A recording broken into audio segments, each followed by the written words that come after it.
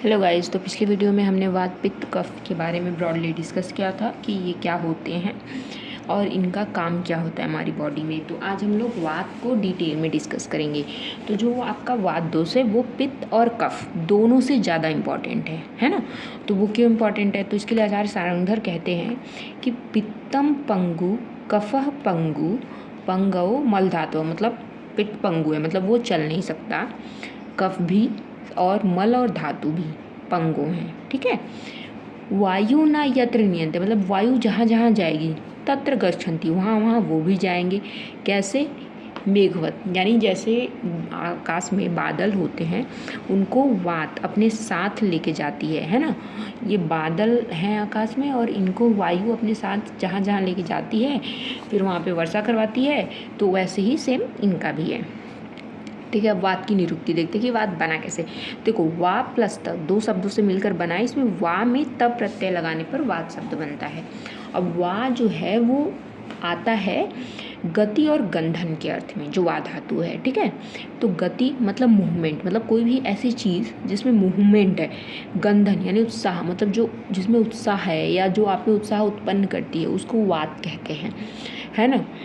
अब उसके बाद हम देख लेते हैं वात की पर्याय, जो कि क्या है? मारुत, चल यानी मूव करती है, पवन, समीर।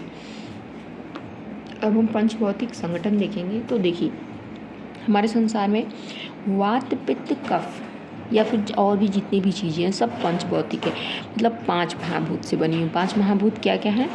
आकाश, वायु, अग्नि, जल, पृथ्वी, है ना। लेकिन जो महाभूत जिस पदार्थ में अधिक मात्रा में पाया जाता है तो बोला जाता है कि ये महाभूत प्रधान है।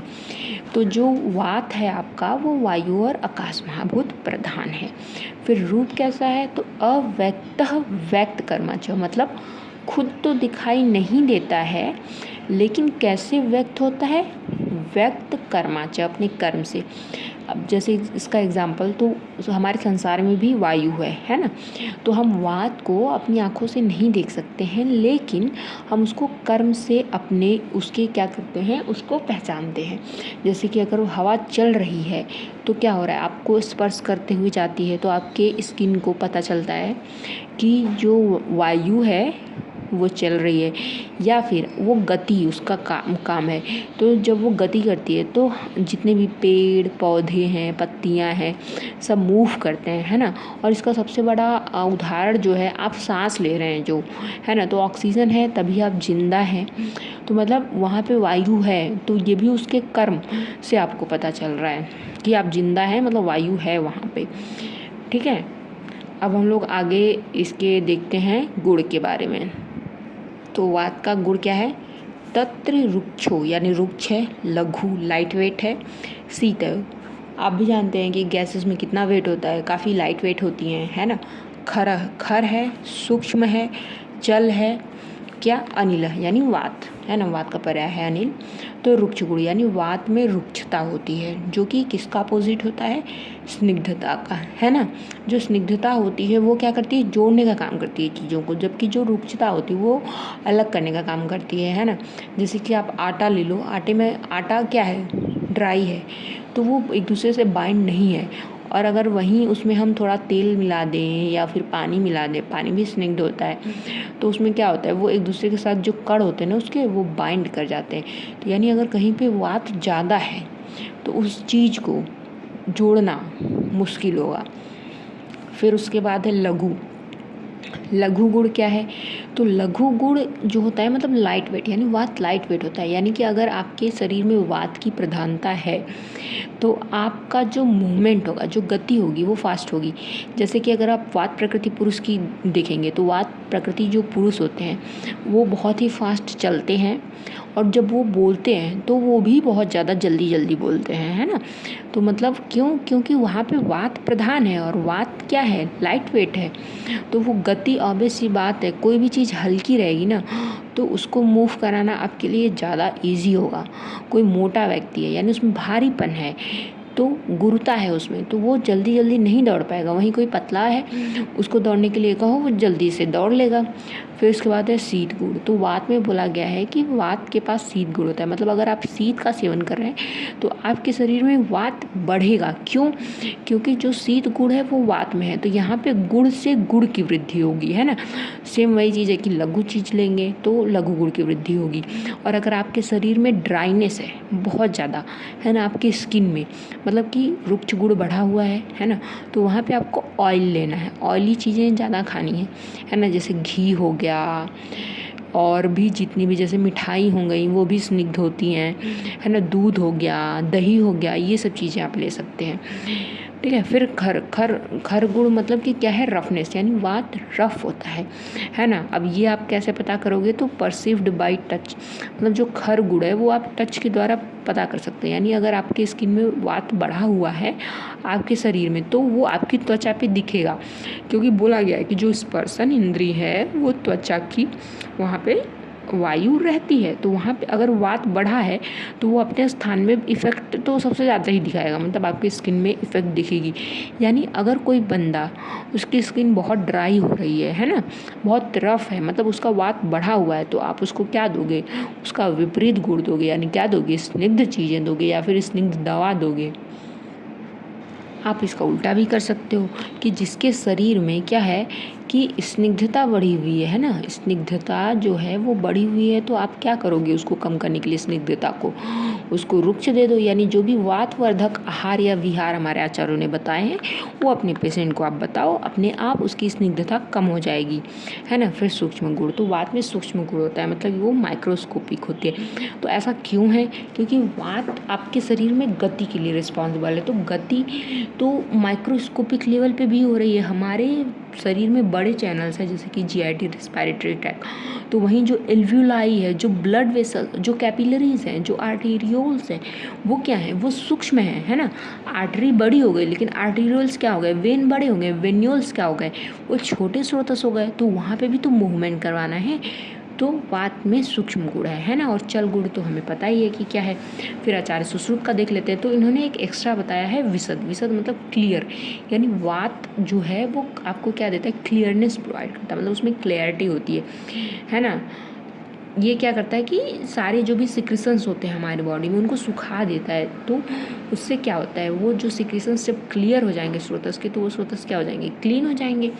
फिर रासायनिक गुण की बात करें तो रासायनिक गुण जो थे वो आचार्य चरक जो थे उन्होंने बोला कि अमूर्त और योगवाही। ठीक है, अमूर्त का मतलब है कि जिसका कोई शेप नहीं है, सेम यही बोला था आचार्य सुश्रुत ने, बस उन्होंने चेंज कर दिया था अव्यक्त से, है ना, अव्यक्त व्यक्त करना चाहिए। फिर योगवाही, योगवाही का मतलब ये होता है कि एक चीज़ जो है वो किसी दूसरे के साथ जुड़ेगी तो वो उसका गुण लेगी, है ना। तो योगवाही परम वायु संयोगाद, मतलब किसी से संयोग किया तो उभयार्थ गीत। अब क्या उभय कर रही है, क्या दो चीज़ें कर रही है, तो दाह कर रही है जब तेज यानी पित्त के साथ हो रही है, और शीत कर रही है जब सोम अर्थात कफ के साथ हो रही है। फिर उसके बाद है इसका और रासायनिक गुण क्या है, तो आचार्य सुश्रुत ने बोला है कि ये आशुकारी है और अचिंत्यवीर। आशुकारी हमें पता है कि बहुत ही फास्ट काम करती है ना। अचिंत्यवीर मतलब उसके काम इतने हैं कि आप उसको बता नहीं सकते। मानसिक गुण रजोगुण प्रधान है। ठीक है, फिर इसके अलग अलग पर्याय हैं, तो वो पर्याय क्या क्या हैं जो आचार्य चरक ने बताया है, मृत्यु, यम, नियंता, प्रजापति, अदिति, अव्यव, विभु, विश्वकर्मा, विश्वरूपा, भगवान, सूक्ष्म और विष्णु। सूक्ष्म तो हमें पता है क्यों है ना। अब आप सोचेंगे कि इसको एक तरफ भगवान भी बोला गया, एक तरफ मृत्यु का भी स्थान दिया गया, तो ऐसा क्यों? तो ऐसा इसलिए है कि जब वात हमारे शरीर में नॉर्मल स्टेट में है तो वो सारे काम कर रहा है अच्छे से, है ना। मतलब वो पित्त को जहाँ जाना है वहाँ लेके जा रहा है, कफ को जहाँ जाना है, धातुओं का भी एक स्थान से दूसरे स्थान पे ले जा रहा है ना। सारी धातुओं के पोषण में मदद कर रहा है। लेकिन अगर वहीं जब बात विकृत हो जाए तो वही आपके शरीर में रोग पैदा कर देता है। सबसे ज़्यादा रोग 80 प्रकार के वात ही करता है। अगर मैं इसको आपको संसार में समझाना चाहूँ तो देखिए, जब वात संसार में भी जब वायु सही से चल रही है तो सब कुछ काम अच्छे से हो रहा है। जब वही वायु मतलब क्या हो जाए, या तो ख़त्म हो जाए, है ना, या फिर दूषित हो जाए। तो दूषित हो जाए तो वही लोगों को मार डालती है, या फिर कोई उग्र रूप धारण कर ले, जैसे चक्रवात, आंधी, तूफान, पेड़ पौधों को उखाड़ के फेंक देती है, घर तोड़ देती है, मतलब एक तरह से प्रलय ला देती है ना। वही प्रलय भी ला सकती है, वही आपको जीवन दान भी दे सकती है। तो वो दोनों हुई। इसलिए इसको बस ये है कि वो किस स्वरूप में, अगर अपने विकृत स्वरूप में है तो मृत्यु है, और अगर प्राकृतिक स्वरूप में है तो भगवान है। अब हम देखेंगे वाद्यों के सामान्यकरण। तो देखो, वायु तंत्र यंत्र धर है, यानी कि तंत्र यानी हमारा शरीर, यंत्र यानी हमारे शरीर के पार्ट्स, यानी जितने भी हमारे शरीर में अंग या अवयव है उनको रेगुलेट करती है, ठीक है। प्राण, उदान, समान, व्यान, अपान आत्मा, मतलब उनकी आत्मा है।